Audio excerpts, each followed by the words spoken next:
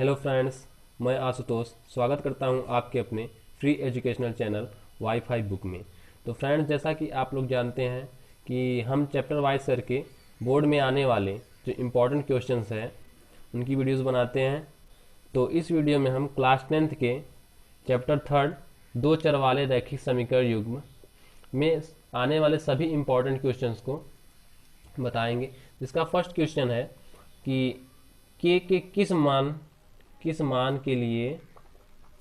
मान के लिए रैखिक समीकरण युग्म x minus 2y equal to 3 और 3x plus k y equal to 1 समीकरण का एक अद्वितीय हल होता है। तो यहाँ पर देखिए, यह MCQ क्वेश्चन है। यहाँ पर 4 ऑप्शन दिए हुए हैं और जिनमें से कोई एक सही होगा। तो यहाँ पर समीकरण का अद्वितीय हल कब होगा? जब हमारा a1 upon a2 is not equal to by b1 अपान। अब हम समीकरण x minus 2y equal to 3 और 3x plus k y equal to 1 को जब हम तुलना करेंगे a1 x square plus b1 x equal to c तथा a2 x square plus b2 x plus equal to c2। तो जब हम तुलना करेंगे तब हमारा यहाँ पर देखिए a1 के स्थान पर क्या है? 1 है। तो a1 इक्वल टू 1 और b1 इक्वल टू -2 और c1 हमारा c1 है 3। इसी प्रकार से यदि हम a2 का तुलना करें समीकरण दूसरे से, तो a2 इक्वल टू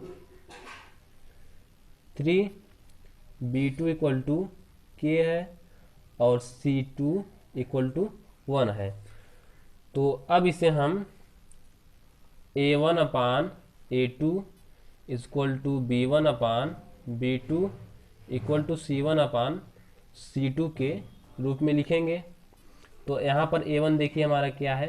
1 है और a2 हमारा 3 है equal to b1 -2 upon b2 क्या है हमारा? k है।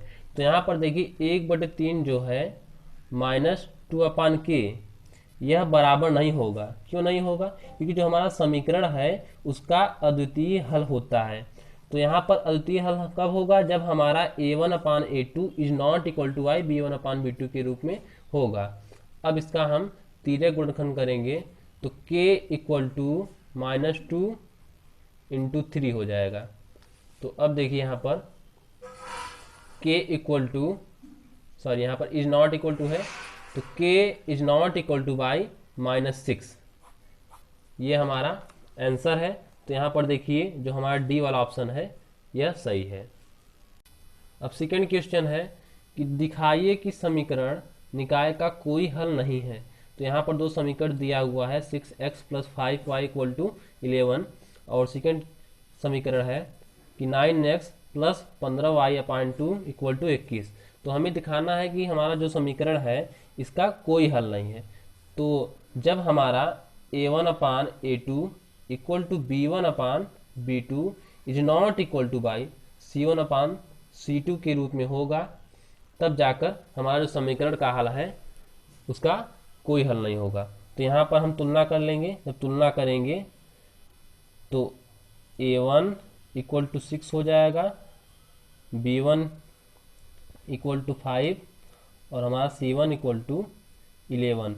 इसी प्रकार से जो हमारा a2 है वह 9 हो जाएगा और b2 हमारा 15/2 15 अपान 2 और हमारा जो c2 है वह 21 हो जाएगा।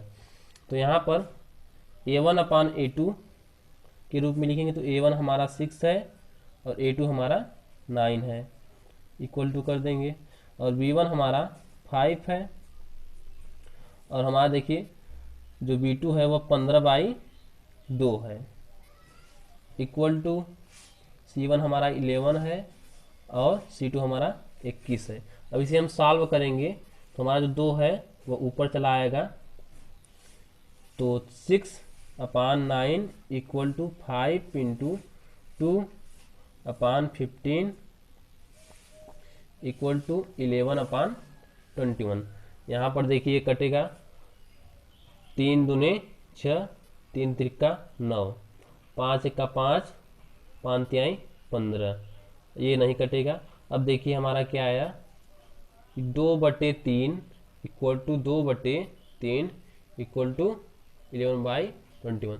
तो यहाँ पर देखिए 2/3, 2/3, यहाँ पर 2/3, 2/3 बराबर हैं, लेकिन क्या 11/21 भी क्या बराबर है? नहीं है। तो हमारा जो समीकरण है हम कह सकते हैं कि A1/A2 equal to B1/B2 is not equal to by C1/C2 के रूप का है। इसलिए हमारा जो समीकरण है उस निकाय का कोई भी हल नहीं होगा। थर्ड क्वेश्चन है कि के किस मान के लिए समीकरण युग्म का kx plus y equal to k square तथा x plus k y equal to 1 के अनंत अनेक हल होंगे। तो हमें पता है जब समीकरण A1/A2 equal to B1/B2 equal to C1/C2 के रूप का होगा, तब जाके हमारा जो समीकरण है उसका अनेक अनंत हल होगा।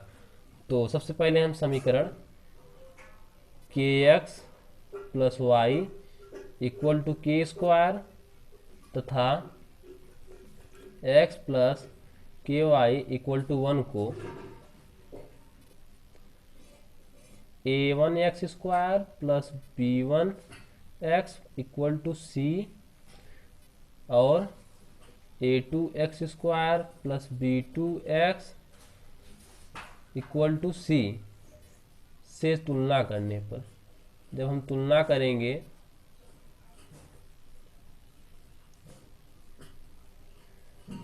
तो हमारा जो a1 आएगा, a1 पहले समीकरण को पहले समीकरण से तुलना करेंगे तो हमारा a1 क्या है? k है। b1 क्या है? यहाँ पर y का एक गुणांक है तो b1 इक्वल टू 1 और c1 हमारा k स्क्वायर है। हमारा जो c1 है वह k स्क्वायर है। इसी प्रकार से यदि हम a2 देखें तो a2 हमारा 1 है, b2 हमारा k है और हमारा C2 हमारा 1 है। तो अब इसे हम A1/A2 इक्वल टू B1/B2 के रूप में लिख सकते हैं, क्योंकि हमारे समीकरण का अनेक अनंत हल है। तो हम A1/A2 यानी k/1 इक्वल टू B1 हमारा क्या है? 1 है और B2 हमारा k है, इक्वल टू 0 हम कर सकते हैं, समीकरण हो गया। अब इसका हम तिर्यक गुणनखंड करेंगे तो k स्क्वायर हो जाएगा, k इंटू के स्क्वायर इक्वल टू 1 का गुणा 1 में 1। अब देखिए k इक्वल टू, जब स्क्वायर को हटाएंगे तो √1 हो जाएगा, √1 हटाएंगे तो हमारा k का मान ±1 हो जाएगा। तो k का यही मान होगा। अब फोर्थ क्वेश्चन है कि दो संख्याओं का योग 19 है तथा उनका अंतर जो है वह 7 है। तो हमें संख्याएं ज्ञात करना है। यहाँ पर संख्याएं ज्ञात करनी है तो जो हमें पूछता है वही हम मानते हैं। तो यहाँ पर सबसे पहले हम पहली संख्या को x मान लेंगे। तो माना पहली संख्या बराबर x तथा दूसरी संख्या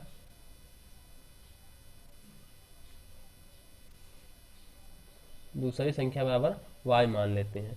तो यहाँ पर दिया है कि दोनों का योग यानी x प्लस वाई, यानी दोनों का जोड़ते हैं तो हमारा जो आंसर है वह 19 के बराबर आता है। और इसी प्रकार से यदि हम दोनों का घटाते हैं यानी अंतर करते हैं x माइनस वाई तो हमारा 7 हो जाता है। अब इसे आप प्रतिस्थापन विधि से हल कर सकते हैं। यहाँ पर देखिए दो समीकरण बन गया है, आप x का वैल्यू निकाल लीजिए चाहे y का निकाल लीजिए। तो हम x का वैल्यू निकालते हैं तो x इक्वल टू 7 + y हो गया। इसे हम समीकरण पहला मानते हैं, इसे समीकरण दूसरा। तो यहाँ समीकरण पहले का मान समीकरण दूसरे में रखने पर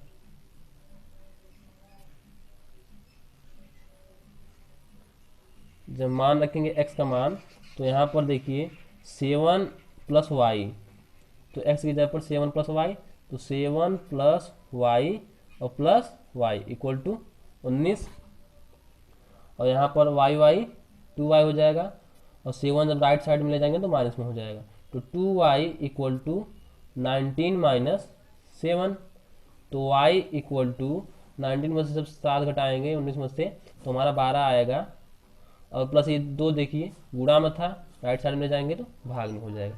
अब इसे काट देंगे, 2 1 का 2 और 2 6 12, तो y का वैल्यू कितना आया, 6 आया। अब जो y का वैल्यू आया आप पहले समीकरण में रख सकते हैं, दूसरे में या तीसरे में, किसी भी समीकरण में आप रख सकते हैं, तो x का वैल्यू आ जाएगा। तो यहाँ पर हम देखिए y का मान जो है हम पहले समीकरण में रखते हैं, तो y का मान समीकरण पहले में रखने पर, जब y का मान समीकरण पहले में रखेंगे, यहाँ पर y के स्थान पर हम क्या पुट करेंगे, 6 पुट करेंगे। अब x इक्वल टू 7 प्लस 6 हो जाएगा, तो हमारा x का वैल्यू कितना आएगा, 6 में से 7 घटाएंगे तो कितना 13 हो जाएगा, 7 और 6 13। आप इसकी जांच भी कर सकते हैं, चाहिए आप 13 और 6 को जोड़ेंगे तो कितना आएगा, 19 के बराबर आएगा, और अगर हम 13 में से 6 को घटाएंगे तो कितना आएगा, 7 आएगा। यानी जो हमारा आंसर आया है वो एकदम करेक्ट है। इसी प्रकार से हमारा 5th क्वेश्चन है कि तीनों विधियों द्वारा हल कीजिए। यहाँ पर तीनों विधि द्वारा है, यह लगभग 6 नंबर के क्वेश्चन में आता है, और अगर 4 या 2 नंबर वाले क्वेश्चन में अगर आएगा तो यहाँ पर तीनों नहीं, कोई एक विधि पूछेगा। हमें पता है कि जो हमारा समीकरण हल करने का विधि है वो 3 प्रकार की होती है, पहला प्रतिस्थापन विधि, और दूसरा वजह गुणन विधि, तीसरा विलोपन विधि। तो आप एक एक करके इसे पहले हल करिए। उसी प्रकार से यदि आपको कोई सिंगल पूछता है कि यह दे दिया कि प्रतिस्थापन विधियों द्वारा इस समीकरण को हल कीजिए, तो पहला हम प्रतिस्थापन विधि से देखते हैं। तो यहाँ पर देखिए प्रतिस्थापन विधि का क्या है, मतलब कि हम किसी भी समीकरण का एक मान निकाल लेते हैं। यहाँ पर देखिए हम 2 समीकरण दिया है हमें, 4x plus 7y equal to 30, और दूसरा समीकरण दिया है x minus y equal to 2। तो यहाँ पर x का वैल्यू निकाल लेंगे, 2 प्लस वाई हो जाएगा। अब x का मान समीकरण पहले में रख दीजिए, समीकरण पहला बना के। अब समीकरण पहले में x का मान रखने पर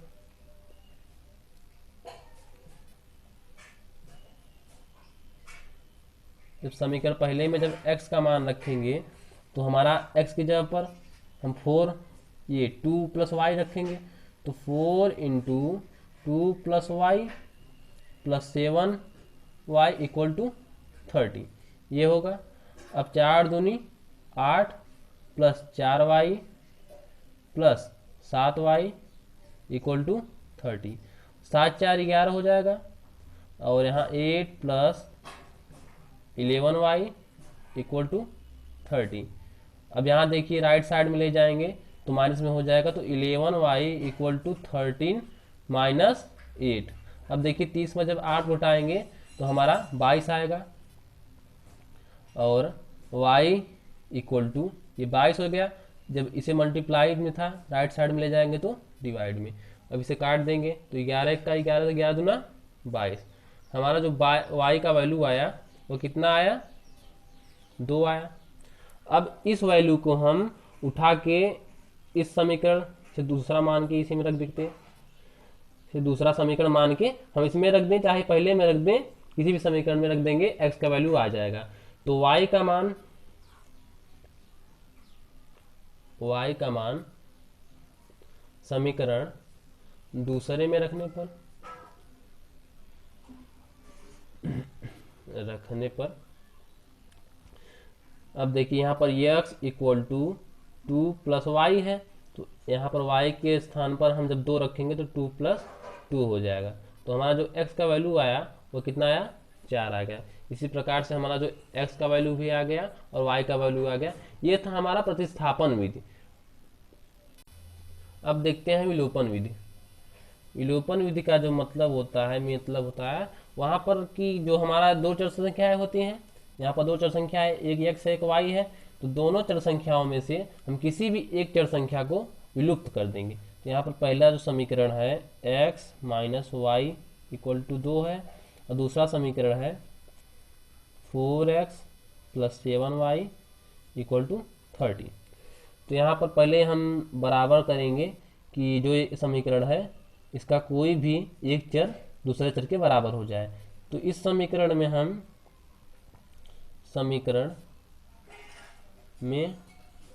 यदि हम 4 का मल्टीप्लाई कर दें तो बराबर हो जाएगा 4 का गुणा करने पर।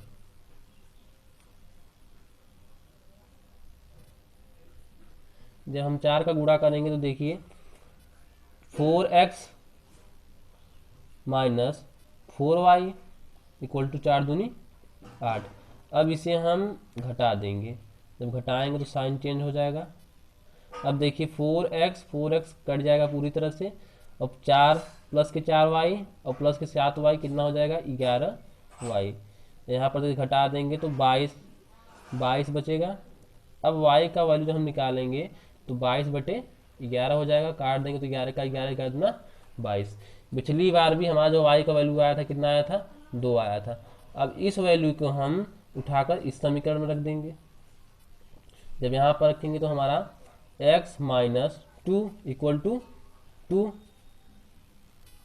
अब देखिए यहाँ पर जो माइनस वाला है इसे हम जब राइट साइड में जाएंगे तो प्लस में हो जाएगा, तो x इक्वल टू 2 प्लस 2 हो जाएगा। तो हमारा x का वैल्यू कितना आएगा 4 आएगा। ये था हमारा विलोपन विधि। विलोपन विधि सबसे सरल विधि होता है। यदि हम वज्रगुणन विधि से देखें तो आप सीधे से इस फार्मूले में अगर आप मान रख देंगे a1 a2 a3, इसी प्रकार से आप मान रखेंगे तो हमारा जो आंसर है वह आ जाएगा। अब 6 क्वेश्चन है कि ज्ञात कीजिए कि निम्न रैखिक समीकरणों का युग्म संगत है या असंगत। यहाँ पर दो समीकरण दिया हुआ है 2x minus 3y equal to 8 और दूसरा समीकरण है 4x minus 6y equal to 9। तो यहाँ पर हमें बताना है कि जो हमारा समीकरण है वो संगत है या असंगत है। तो हम आपको बताते हैं कि पहले कि संगत कब होगा और असंगत कब होगा। जब a1/a2 equal to b1/b2 equal to c1/c2, जब इस रूप का होगा तो हमारा जो समीकरण है वो क्या होगा संगत होगा। यदि a1/a2 is not equal to by b1/b2 होगा तब भी हमारा समीकरण संगत होगा। असंगत किस स्थिति में होगा, जब a1/a2 equal to b1/b2 is not equal to by c1/c2 होगा तब हमारा जो समीकरण है वह असंगत होगा। तो सबसे पहले हम इसे दोनों समीकरणों को हम a1x square plus b1x plus c1 equal to c1 और दूसरा a2x square plus b2x equal to c2 से तुलना करेंगे तो हमारा a1 बराबर 2 आ जाएगा और b1 बराबर -3, c1 बराबर 8 और जब a2 चेक करेंगे तो a1 बराबर 4 आ जाएगा, b1 बराबर -6 और c1 बराबर 9। तो अब इसे हम a1/a2 के रूप में लिखेंगे तो 2/4, अब b1/b2 तो -3/-6 इक्वल टू यहाँ पर c1/c2 8/9।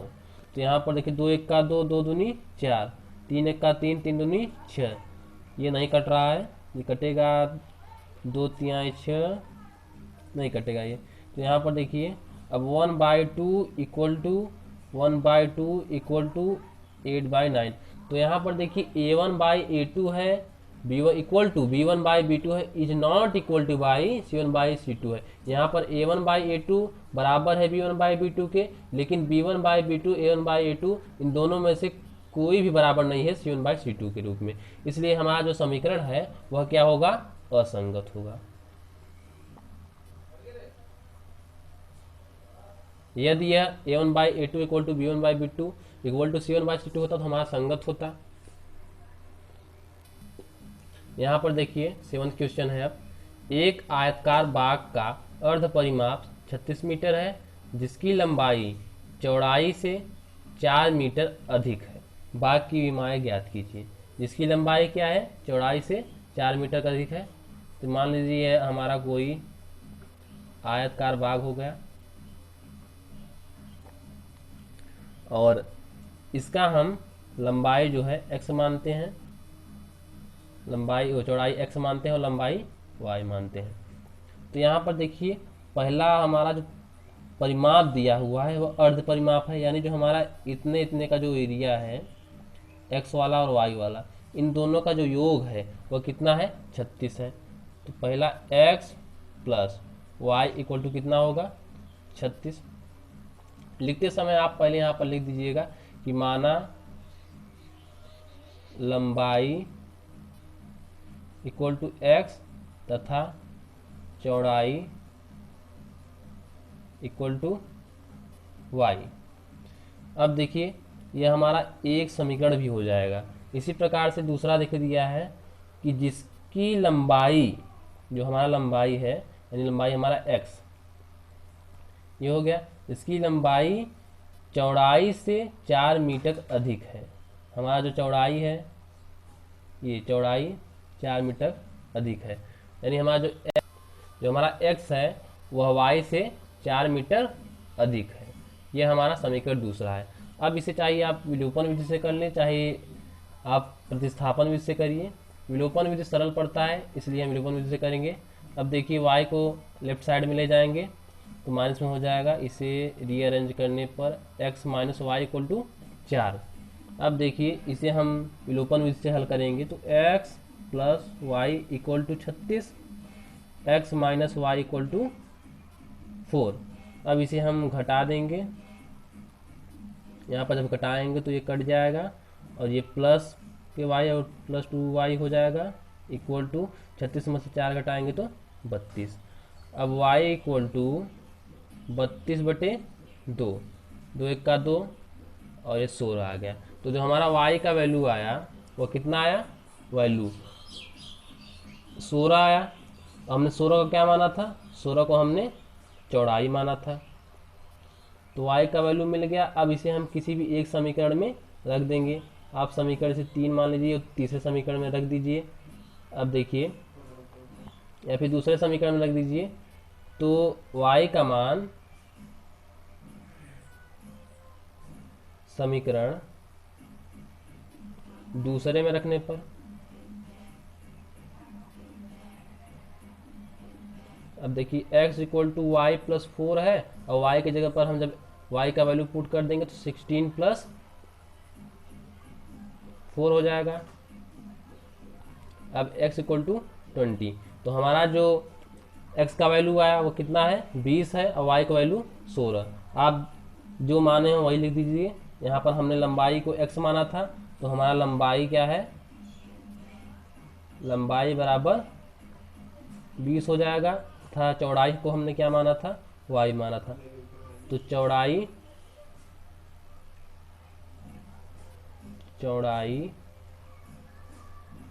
बराबर 16 मीटर। तो फ्रेंड्स इस वीडियो में बस इतना ही। अगली वीडियो में हम और भी प्रश्न कलेक्ट करेंगे इस चैप्टर से। तो फ्रेंड्स इस वीडियो में बस इतना, धन्यवाद।